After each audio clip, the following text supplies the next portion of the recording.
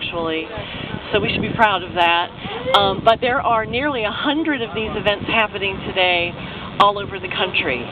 So we're part of something really, really big, and hopefully it will send a strong message to our national leaders and also to our local leaders about the need to make a transition from dirty fuels to clean energy. So I'm really happy to see such a big crowd here, because we kind of organized this on short notice, and I'm really delighted that this many people came, and I think it will make a difference.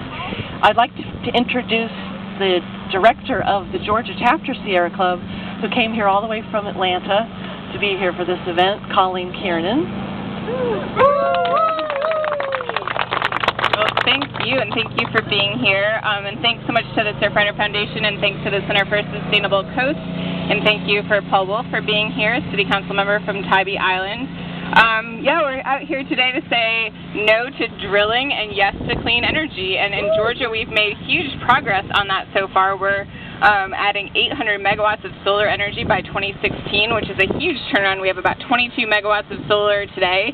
So like incremental, I mean, we've been making these little baby steps, but by 2016 we're going to have like a very sizable amount of solar energy. And so we're here today to say that we don't need to drill and dig. We can be energy independent with clean and affordable and safe energy that is better for our families and our future. And so I will let Clay Davidson say a few words on behalf of Surfrider. Hey, Colleen. How are you doing, guys? My name is Clay Davidson. I'm the chair of the Georgia chapter of the Surfrider Foundation. Our mission is to protect the world's oceans, waves, and beaches. And the Georgia coast, the 100 miles of Georgia coast, holds such a special place for the entire Atlantic seaboard that most people don't realize. A third of the coastal marshland and the entire Atlantic seaboard is located within these 100 miles. And 70% of the commercial fishing stock in the Atlantic Ocean depends on this marshland for a variety of things, for breeding, or for the breeding of their bait fish, or for the oxygenation of the water. So the Georgia coast, this tiny 100 miles, is a really, really special part of the Atlantic seaboard, and we're really excited to be here today to put the focus on protecting the Georgia coast alongside the Center for Sustainable Coast, as well as the Sierra Club. We're so excited to be here with you guys.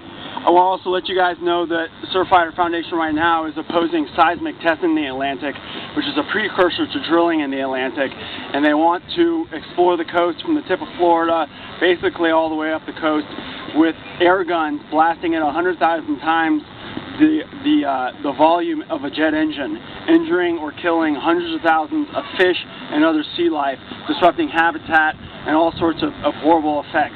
So if you guys have a moment after today, go look online. You can go to our website at georgia.surfrider.org and sign a petition to let President Obama and the Department of the Interior know that we do not want seismic testing on the Atlantic seaboard, and we want to preserve and protect the Georgia coast for the future of all generations. Thank you guys so much for being here today.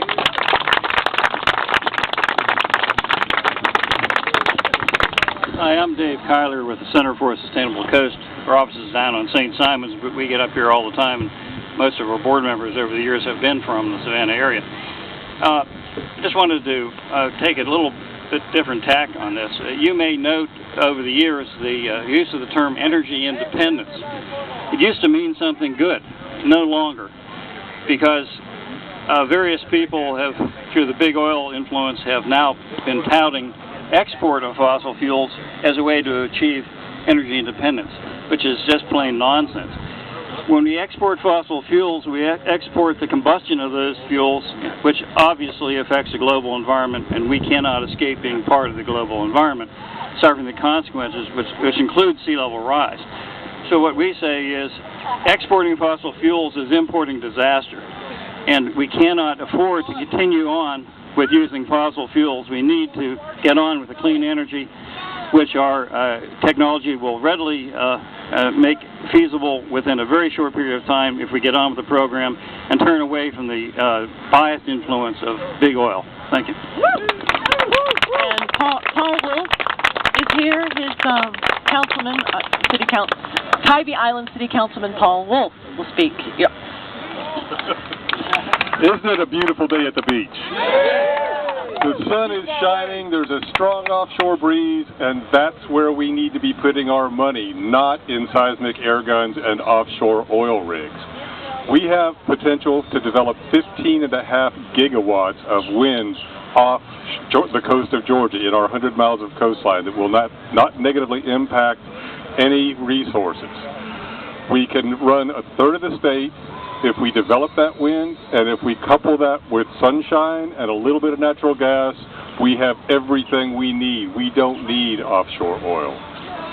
Environment Georgia commissioned a study several years ago to quantify the potential benefit of tapping every drop of oil off the coast of South Carolina, Georgia, and the east coast of Florida. And what they came up with was, if we sucked every drop out of the ocean bottom, it would amount to about $25 billion worth of oil.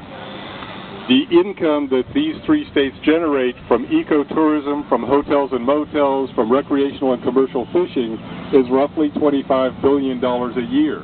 So why would we even think about risking our annual income for a resource that would be gone in a year and has the potential to destroy our perpetual livelihood and our way of life? I'm really glad you're here. I'm not used to speaking briefly. I'm sorry, I'm a politician, but I'm going to shut up now so we can get down to the water line. And I really appreciate everyone coming out to support us. We're the front lines, and we need your help.